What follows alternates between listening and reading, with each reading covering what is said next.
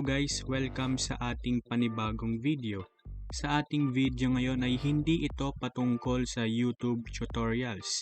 Hindi rin ito patungkol sa kung paano mag-edit ng video. Sa video natin ngayon ay magsosolve lang tayo ng simpleng problema gamit ang Java programming language. I-check lang natin kung ang string ay may number ba o digit o wala. Okay, simulan na natin. Magbukas kayo ng inyong IDE. Ang gamit ko ngayon ay Eclipse. Pwede kayong gumamit ng NetBeans o ano pa man.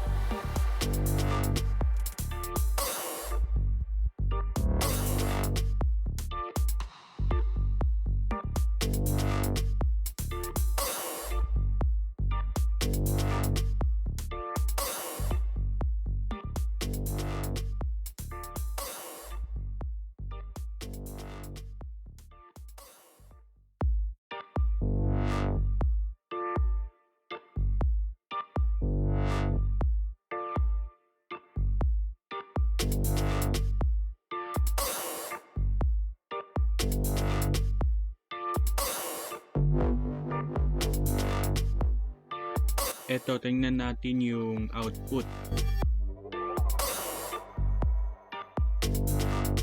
Type natin I am Kuys tutorials. Walang number to, so ito yung result.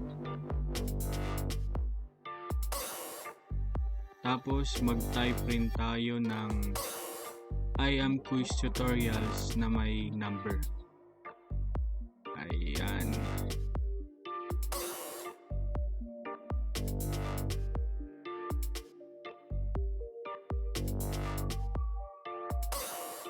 Ngayon naman, try natin ang puro number lang.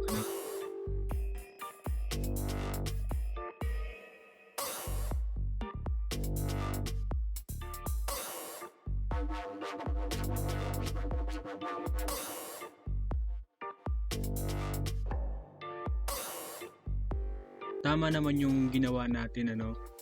Ngayon ay magdagdag lang tayo ng konti. Tapos yan.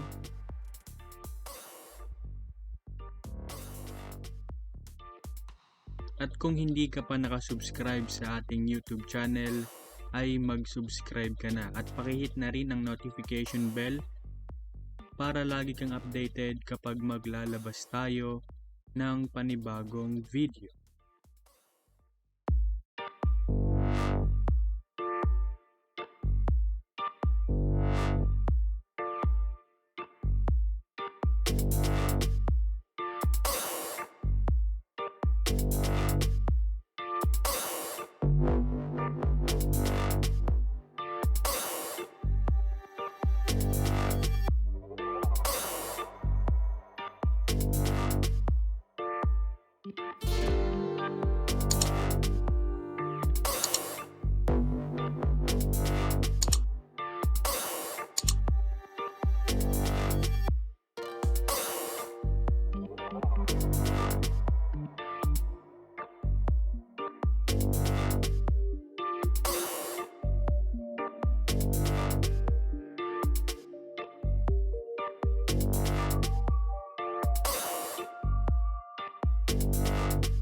Maraming salamat.